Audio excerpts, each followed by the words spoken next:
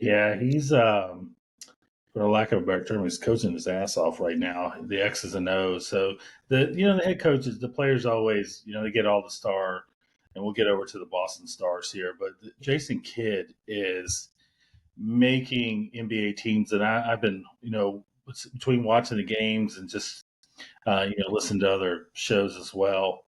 He is doing something that makes NBA teams break rules on defense. And most offenses are designed to start. You watch them start in the corners of the court when they come down. And there's always a rule in basketball: you don't double at the top, in the middle.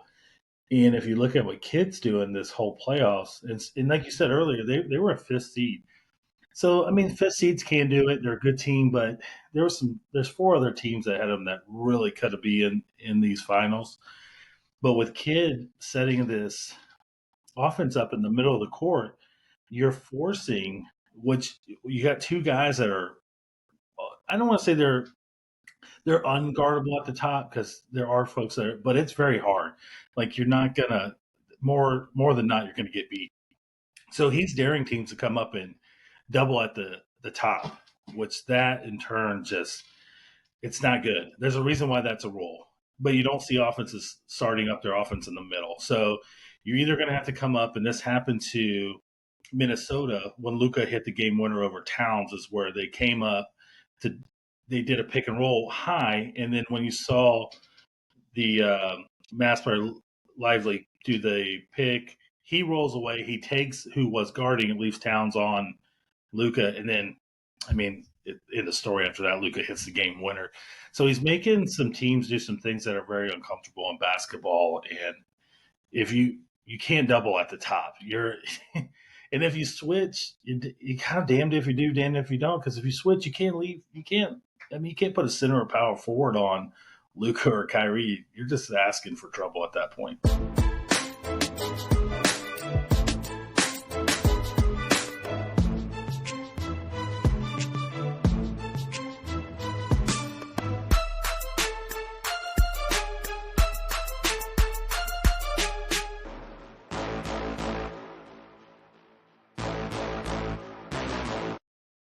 Hello, everyone, and welcome to the Beard Zone Sports Talk.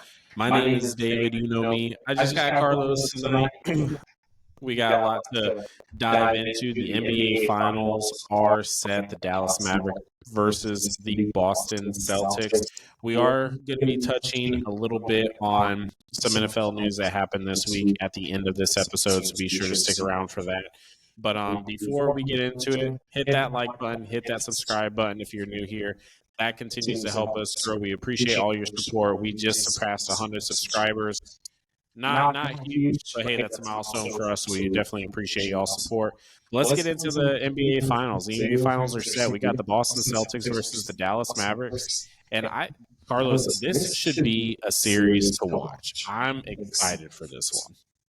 Yeah, I am too. I just don't know who to root for. Like, I'm a Bulls fan, and all my friends give me a hard time that they don't know what kind of a fan I am. A Bulls fan, so they can all. So technically, I should root for the Celtics because they come out east. But man, it's hard to not root for the Mavs here. It really is. They have kind of like that Cinderella feel to them, you know. They've been the underdogs kind of coming through the playoffs. They were the fifth seed coming into the playoffs, and they've just been able to dominate. They had a great series against the Minnesota Timberwolves, beat them 4-1, and that fourth game, dude, they dominated. They were just like, we're gonna put our foot down right now, and we're just gonna go into the finals, and that's exactly what they did. They did. That was the best thing for them. So yeah, let's break this bad boy down and get over some stats, break down some players, and see who's going to win this thing. Yeah, let's get into it. The NBA Finals start June 6th. So you're hearing this Wednesday, so they'll be starting tomorrow for us. First game is in Boston. They're the home seed, and I think that's going to play a big. I want to say that's going to play a big part into how this series is going to go, but the Mavs, they've been doing it on the road this whole playoffs run. So Like, does it really matter? Plus the fact that we have Kyrie going back playing against the Celtics, we all know how that ended. So there's a little bit of rivalry here. There's a little bit of bad blood. Both teams won it. Yeah, there's some good storylines with Kyrie going back to Boston. And yeah, it should be interesting because he left there with bad blood in his time there. It looked like he was going to resign, and then he just left. And it was his reasoning was some instability or some friction with teammates. So we don't know who those teammates were, but we know who was there, and some of those guys are still there. Plus, he did something that there's some rules out there you don't do.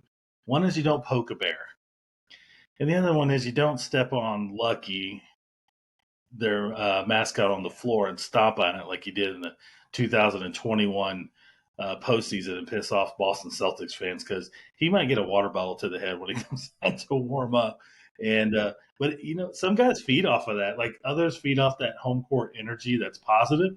But some teams, and I kind of feel like the Mavs might be that team that feed off the negative. I kind of have that same feeling.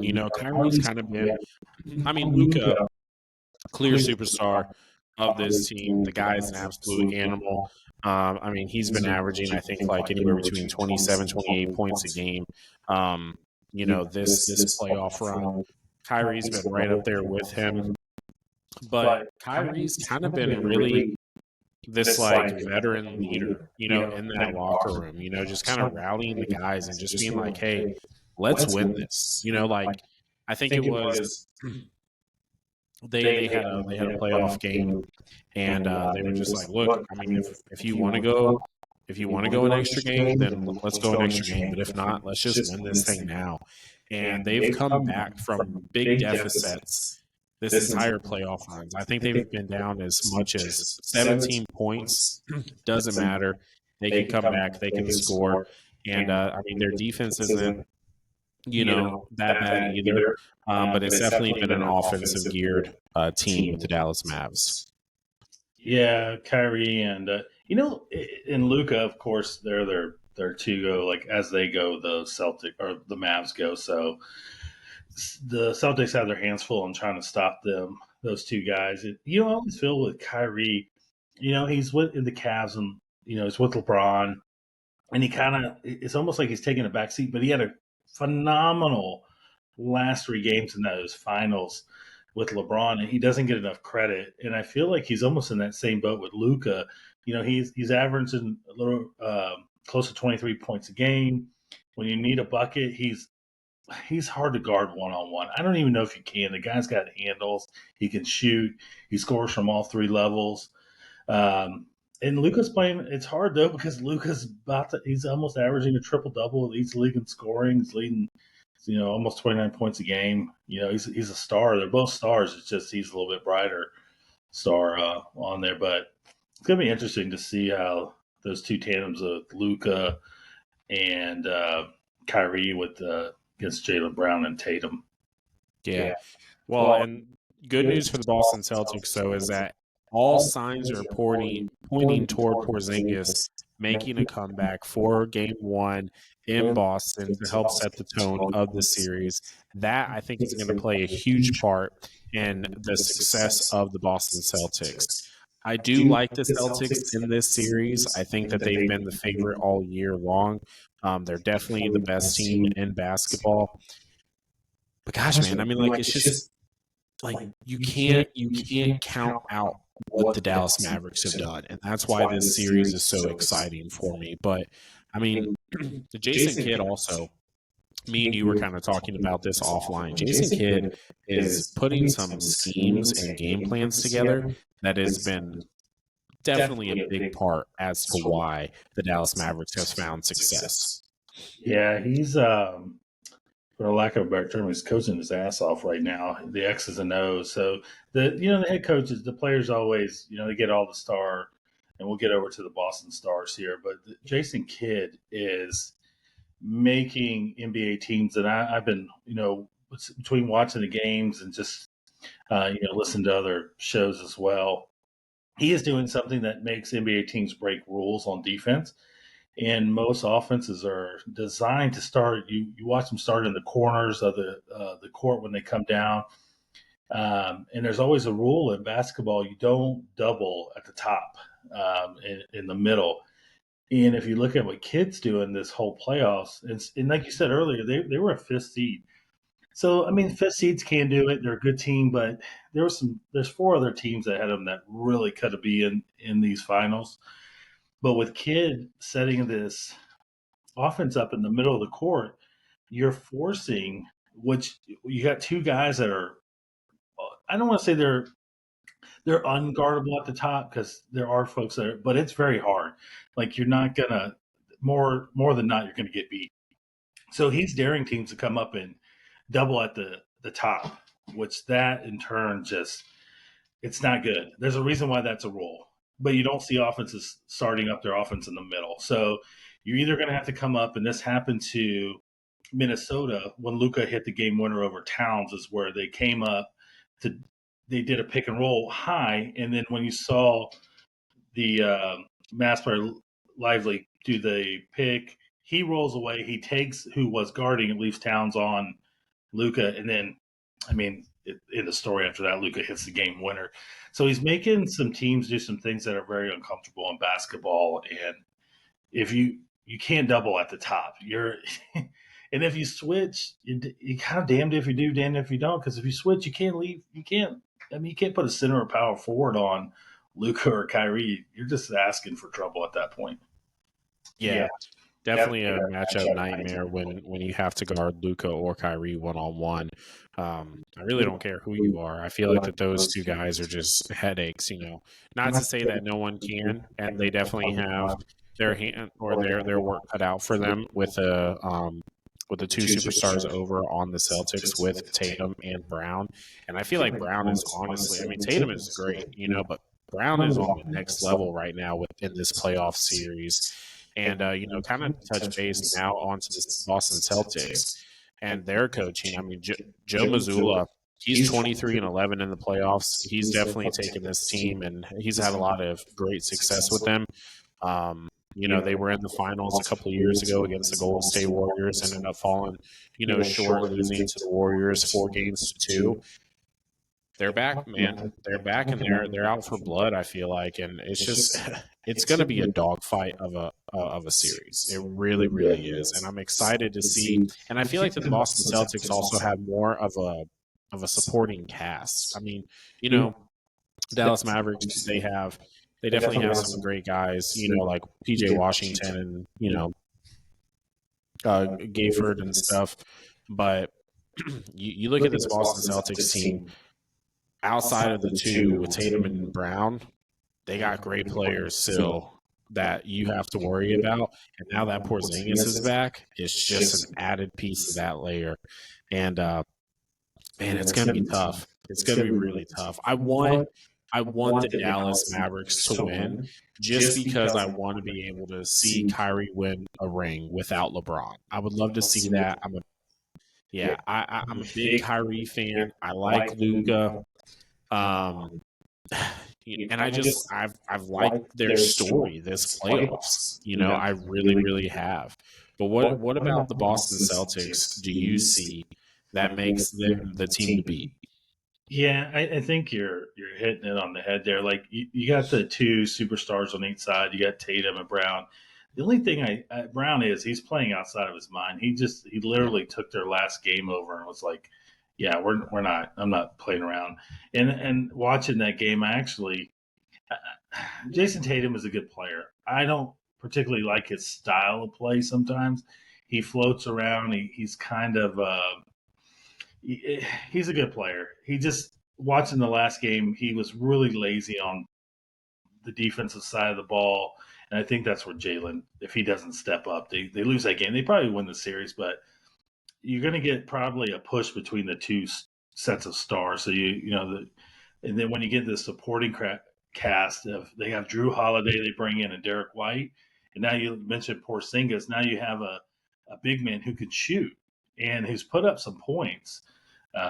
He can put up points. He did it in Chicago, so it's going to be interesting. And he played for the Mavs, so you got Kyrie going back. Porzingis was a Mav, so you kind of got a few little storylines there. Of course, the Kyrie one is he's going to get the brunt of it, but Drew Holiday's a good player. He's averaging 17 and a half points a game. He plays good defense, but they've got Derek White. The guy plays exceptional defense. He hit the game winner in Game 4 of the last series. Man, I think their supporting cast is better, and you can't forget about the old man Al Horford going in the year 103. It's really 17.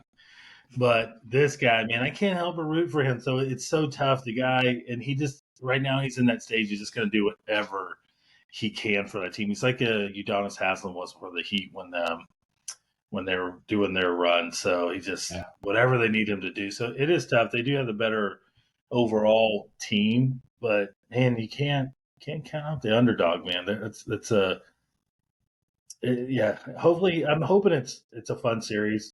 I do see, unfortunately, Boston winning this, but let's hope it's a real fun series. Yeah. So you got Boston. How many games? I'm going to give it to him in 6. Okay. I have a buddy who's a big Celtics fan. Big shout out to Marcus there talking to him. He thinks it's going 7. I think it's going 6. If anything, if the Mavs can steal Game 1, that's a big boost to them. So I think Game 1 is definitely going to set the tone. But if they go in there and they get stomped, or just even not stomped, they lose by like 10, but you could tell Boston's a better team.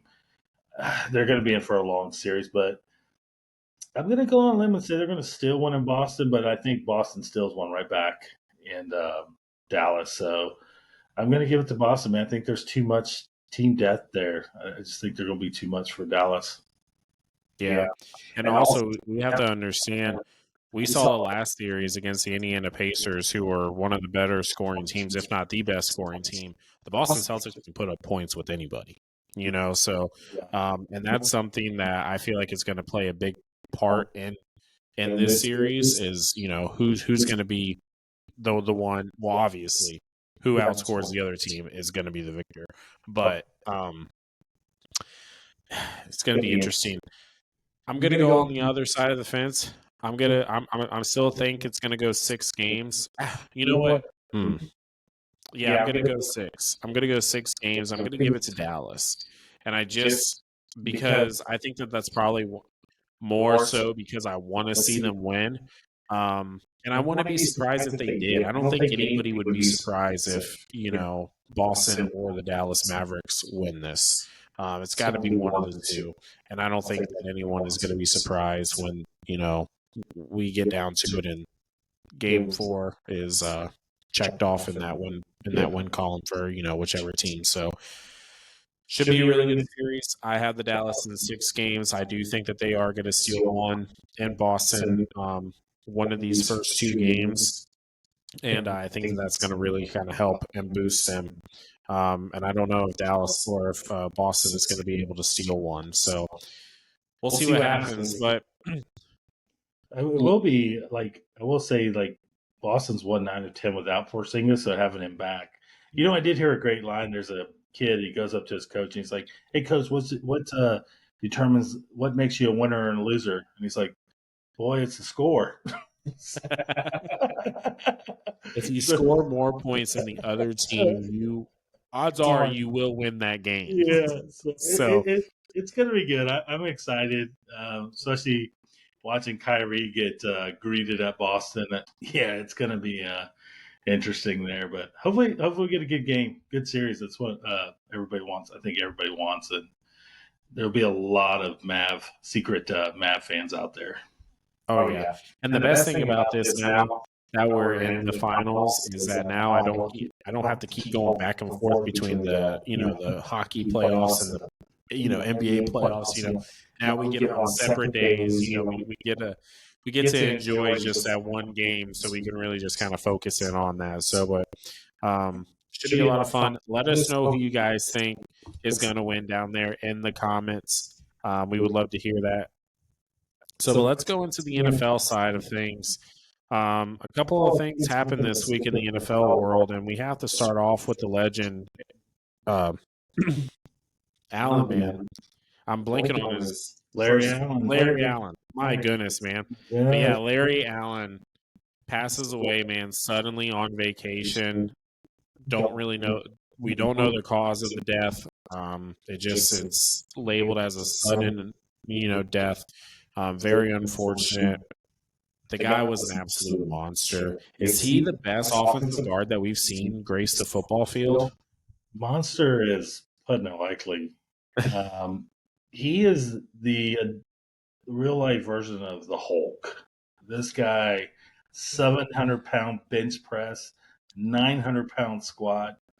He is a huge man, and I don't know how they put him in pads. If you go back and look at some pictures of this guy in his film, I don't know what they used to put him in pads and to tie that up, but he is, man, cowboy.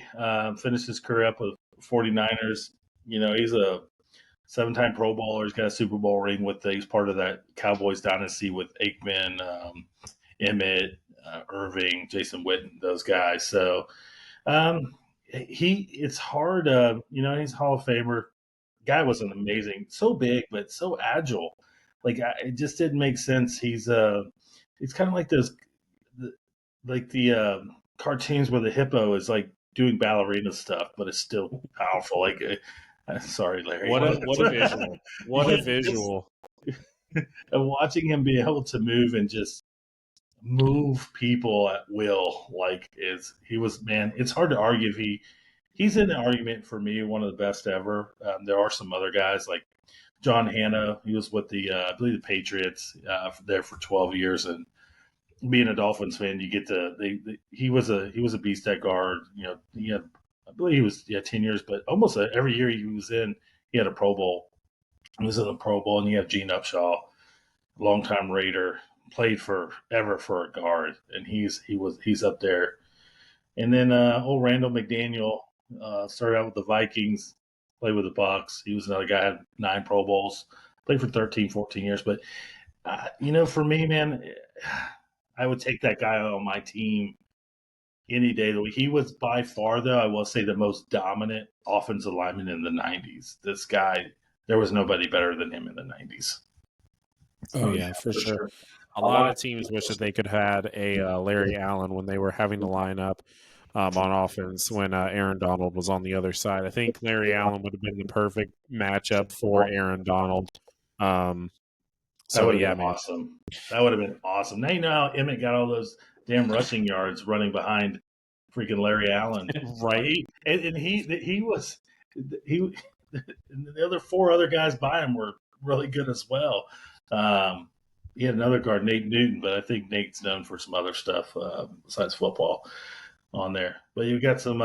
Seems like a NFL guy got paid this week. Justin Jefferson. First of all, let us put a nice little bow tie on that. Rest in peace, Larry Allen. Prayers go out to the family, man. That's heartbreaking. It's never fun when we lose a legend of the game, and we had to pay tribute to him. But yes, Justin Jefferson has now set the market for the wide receivers. Absolute insane contract. You have a 4-year, $140 million contract. $36 million is on for a signing bonus. Then he's guaranteed $88 million. Once he signs that paper, he's guaranteed to get that over the term of it. And it's a very back heavy contract, which I feel like we're seeing a lot now in the NFL.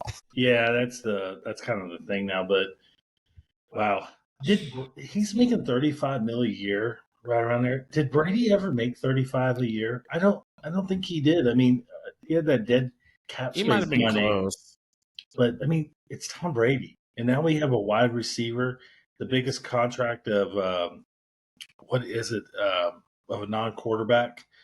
Man, that's a lot of money. $88 million. He's getting 36.9 at signing cash. So that's a nice little bump in his bank account. He's going to see there. So, but it does now set the market. And there's 2 guys that have been waiting for this to go down with Jamar Chase and CeeDee Lamb. And just kind of for you, David, what do you think? Like CD and Jamar, are they on that Justin Jefferson level? Like you hear a lot of times Jefferson's the number one wide receiver, but that's always debatable, especially when you have that guy down in Miami, Tyreek Hill. He's pretty good too. So, but Yeah. where's this leave now? CD and Jamar. Well, I think that it leaves the owners and the GMs in a bad position. It leaves these two guys in a great position. You know, we can go back and forth. Who's the best wide receiver? Who's the best quarterback? Who's this? Who's that? There's clear standouts. Let's not get it twisted. You're not going to compare Justin Jefferson to a Hunter Renfrow or someone like that. But if you look at CeeDee Lamb and you look at his production, that's what I look at. I look at production over the lifespan of his career. If you look at them, they're very comparable in their stats. And Dallas Cowboys are in a very tough situation right now because they're going to have to pay Dak. They're going to have to pay CD. And I would argue that CD could warrant – he warrants at least 30 a year now, especially where the market's at. So now it leaves Dallas in a funny situation. But again, man, all these contracts are so heavy on the back end. They're going to have to pay it, but that's how they're working it out now anymore. But I think CD is a 30-plus mil guy a year. His production is unreal. He had 135 catches last year, 1,700 yards. I think it was like 12 touchdowns. And I mean, that's just been consistent for him. He's just consistently always there, always putting up numbers. And I think that he just maybe gets overlooked a little bit, but we shouldn't overlook him. And then for Jamar Chase, I think he put up 1,200 yards last year, and that was without Joe Burrow. So it's like, I mean, with Browning, he did that with Browning. So yeah, exactly, tough, man. It's not an easy. It's not going to be easy for these GMs, and they're now that Justin Jefferson has kind of set the market. I mean, we saw Jalen Waddle get paid last week, I believe it was, and we all thought that was an insane contract as well. But again, it was a wide receiver. He's not a number one wide receiver on his team, but if you pick him up and put him on another team, he could be a number one easily. So, and you just always have to look at production. And when you're putting up the numbers like Justin Jefferson has, CeeDee Lamb has, now Jamar Chase, these guys, Justin Jefferson have been definitely needs to receive some thankful text messages from both CD and Jamar because he set a very, very healthy market for them. And I believe that both of these guys are going to get paid 30 plus now. So I want to go back to CD. You mentioned he gets overlooked. And, I've been in a fantasy football group for a little while now. And listen, I was reading those guys talk about it and CD kind of doesn't get his due respect. And I'm usually a guy who chimes in there, and then I get blasted afterwards for certain comments. But I've been watching CD since he was in Oklahoma. I am a huge CD Lamb fan. I think he's great, and I think he does get overlooked. And I don't know if you think it's because he's a Dallas Cowboy, and everybody just hates the Cowboys unless you're a Cowboy fan. Everybody secretly roots for Dak to be terrible. And Dak's not a terrible quarterback. No, he's not at all. And CD's been doing this. He really hasn't had a great running back to make it easy on him. Zeke was towards the end. Troy Pollard, he was a bust for them. But man, the guy, he's got make a little case for CD here. He's the only one of the three here that hasn't been hurt. He's played his games. Jamar gets hurt, not last year, year before. He has the hip injury. Jefferson's out last year. CD's just been constant. The thing is, he keeps getting better and better every year. His first 2 years, he only puts up 70-plus catches. He's got the yards. He's over 1,000. But you look at his numbers through the last years, they just keep going up. And he did have Brandon Cooks, but, it's not like Jefferson hasn't had supporting help too. Hawkins has been there, and of course he was hurt, and Jordan Addison's going to help him out. But he has had Adam Thielen there, and it's not like Thielen's junk wide receiver. He's a good wide receiver, so I just wonder if it's why everybody kind of seems to overlook him. The only thing I think of he's a Dallas Cowboy, and Yeah, I mean, maybe. I mean, he's been on my radar in fantasy for a long time. Unfortunately, I've never been in a position to pick him up. he's So, projected to be the number one fantasy player this year. So and oh, I the believe wide it. receivers, yeah. So I mean, not I know it's not but fantasy now is pretty relevant now. Football talks like you can't help Right. it. But it does. It opens up now. I know CD's been waiting on it. And he feels that he should be in the number one wide receiver talk. Jamar, I think he is. I think these guys are like a 1A, 1B, 1C, and then you have Tyreek. So you have four guys that I think you can argue are number ones. I think Devontae's kind of fallen off. I don't know if Stephon Diggs is still there. I think it's close. But yeah, those two guys, man, they couldn't be any happier. They probably sent Justin a text like, "Thank you, thank you so Yeah. much, man. Glad you got paid because we're next." But I Well, think they get similar contracts. I actually think Jamar is going to get something very close to what Justin got. I don't think they surpass him. I don't think that's going to happen. But I think I actually think both of them are going to be very close. But like you said, man, Jerry Jones has got some decisions to make. He's got potentially between his quarterback and wide receiver up to about $85 million. He's going to have to pay these guys a year because Dak's going to command a 50. If Jared Goff just got that money, he's getting Jared Goff money for sure. So, man, oh well, it's the Cowboys. Nobody cares. and I mean, I think that you just put your argument right there. But just to kind of compare numbers really quick before we kind of land this plane here. Over the last 4 seasons in the NFL, Lamb has more receiving catches, 395 to 392, more receiving touchdowns, 32 to 30. Jefferson does have 5,800 yards compared to CeeDee Lamb's 5,100 yards, and CeeDee Lamb has played 6 more games than Justin Jefferson. So that there comes in the health, right?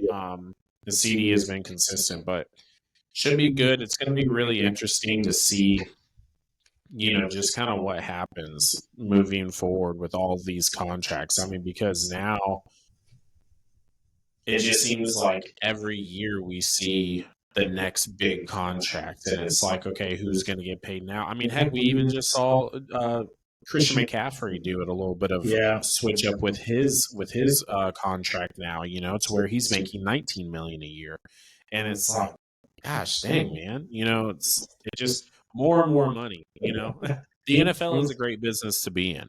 It definitely is, man. It's a cash cow for sure, and the fans they'll keep buying tickets, keep paying for these guys. But yeah, like you said, McCaffrey pushes up the value of running backs, which they desperately needed. I'm in the realm that there's so many running backs now that are so good, and every team seems to have two good running backs. Like it's not like before when you had LaDainian Thomas. Yeah, I mean, back in the day, you had LT, Adrian Peter. It just was the guy. Like that was the guy, and going out and finding that 3-down back. And now you don't have that. Like once they started 3-down backs, and man, there's a lot of running backs out there now, and there's not that. The receivers are becoming more and more the more of the hot commodity. But I think over time too, we're going to see this happen to the wide receiver position as they keep going. And man, at some point, it's got to stop. Like $35 million for a wide receiver, man, sounds crazy. We 5 years ago, that's an NFL quarterback contract. Like we've been sitting here going, man, quarterback. Yeah, contract. Like that guy just got paid. You got $35 million. Oh my God, how are we going to pay this guy? Yeah. But now we're just talking God. And the poor running backs, they're going to be making like 12 a year still. So, yeah, still not a bad deal though. Come on, it's $12 million a year to work 16 weeks out of the year. Right. Well, I mean, it should be interesting, but if you are still listening, we definitely appreciate you guys listening to these episodes all the way through. Is one of the better ways to help continue to kind of feed us into the algorithm. Go ahead and hit that like button, hit that subscribe button, leave those comments down there in the videos. We definitely appreciate all the engagement that we have been receiving. So hit us up on all of our social medias. We're on X, we're on Facebook, we're on Instagram. All those links are there in our bio on our channel. So definitely go ahead and give us a follow there. But this Friday's episode, we are going to be breaking down the AFC South. We're doing our early prediction series, our way too early prediction series. We've had a lot of fun with it, and now this week we're getting into the AFC South. So definitely feel free, or definitely be sure to tune in for the Friday episode at 11 a.m. Eastern Standard Time. We appreciate all of you guys. We love you guys. Definitely for all the support. Don't forget about the boys on the ice too. We got the Oilers and the Rangers, or the Panthers. Sorry, that's right. I'll break down a little bit. The boys on can't forget the boys on the hot ice. Oh yeah, man. We're gonna also be touching base on the hockey. The Stanley Cup Finals are starting as well. So we appreciate all you guys. Continue to support us. And until next episode, Beard Zone out.